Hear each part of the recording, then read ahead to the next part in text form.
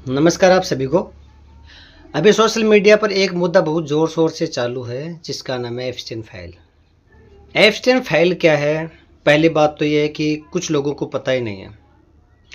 जो छोटे छोटे न्यूज़ रिपोर्टर है, यूट्यूब क्रिएटर है, किसी भी चीज़ की वो जांच पड़ताल नहीं करते हैं, मुद्दा उठाते हैं ज़ोर शोर से।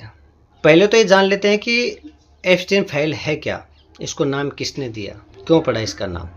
जेफरी एप्स्टीन नाम का एक अमेरिकी व्यक्ति था, बहुत ही धनवान और राजनेताओं से उसके गहरे संबंध थे और बहुत ही पेचीदा आदमी था, जिसके ऊपर सन 2008 में कई घिनौने आरोप लगे थे।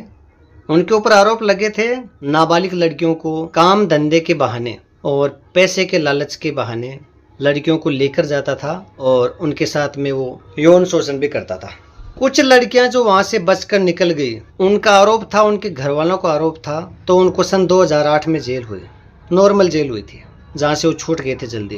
केस उनके ऊपर फिर चालू ही थे, केस बंद नहीं हुए थे, लेकिन फिर कुछ नामी लोगों के नाम आने लगे सामने, तो उनको फिर से पकड़ा गया और सन 2019 में उनको जेल हुई।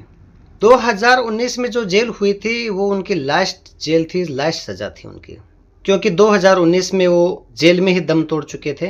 कुछ लोग उसको मर्डर बताते हैं, कुछ आत्महत्या बताते हैं और कुछ अकस्मात मौत बताते हैं। पता किसी को भी नहीं है। कैमरे बंद थे, जो गार्ड थे जेल के अंदर वो आए नहीं थे, सुनने में ऐसा आता है।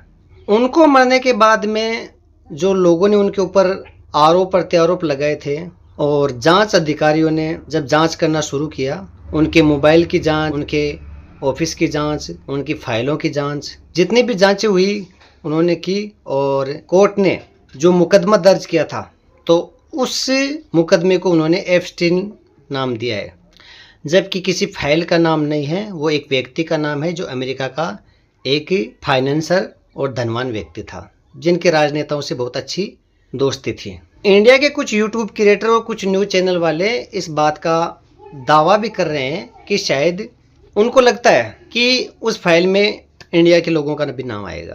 किसी भी मुजरिम के साथ में नाम आना तो इसका मतलब ये नहीं है कि उसके साथ में उनका नाम आया है तो फिर वो भी मुजरिम ही है।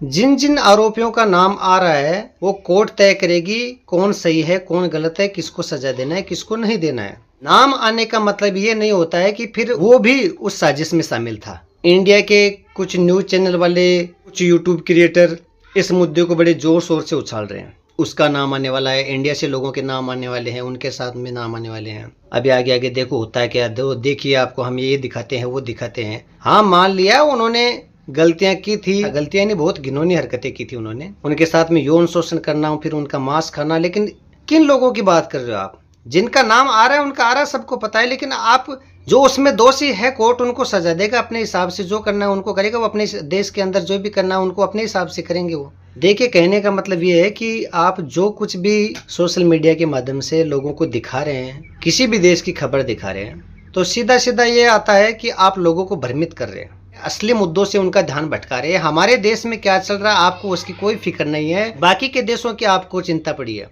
पाकिस्तान में क्या हो रहा है, अमेरिका में क्या हो रहा है, बांग्लादेश में क्या हो रहा है, नेपाल में क्या हो रहा है। आप इन देशों का मुद्दा लेकर के आप सिर्फ अपने व्यूज बटोर रहे हो और कुछ नहीं है। आप ऐसी ऐसी न्यूज दिखाकर लोगों को भ्रमित कर रहे हो। वो अपने काम में, कारोबार में, जो अपना पेट पाल रहा है, जो भी नॉर्मल आदमी है, वो अपने काम से ध्यान भटकाकर आपकी न्यूज को देखे। आपको देश के लोगों से कोई मतलब नहीं है, आपको सिर्फ व्यूज चाहिए, चाहे वो कैसे भी लाने पड़े। खबर को इस तरह से फैलाया जा रहा है कि जैसे ये इंडिया में हुआ है, इंडिया में घटित हुई है घटनाएं।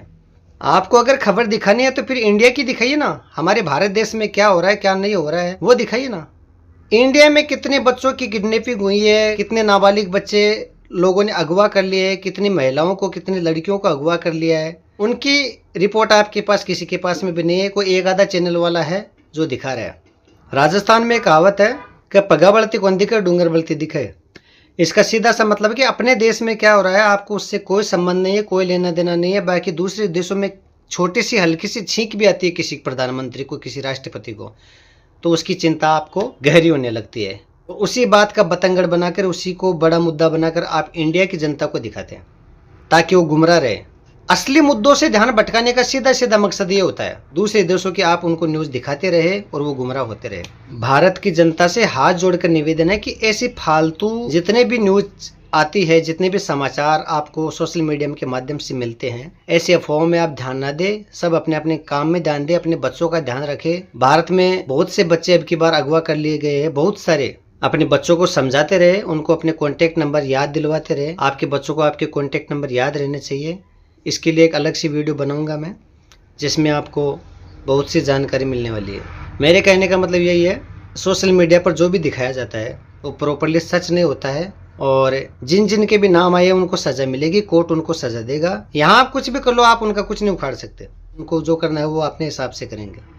आपको इतना जोर लगाने की जरूरत नहीं है सोशल मीडिया वालों और न्यूज़ चैनल वालों। इंडिया की वीडियो पसंद आए तो आप शेयर कीजिए, कुछ गलतियाँ हुई है, कुछ कमियाँ हुई है तो कमेंट कीजिए।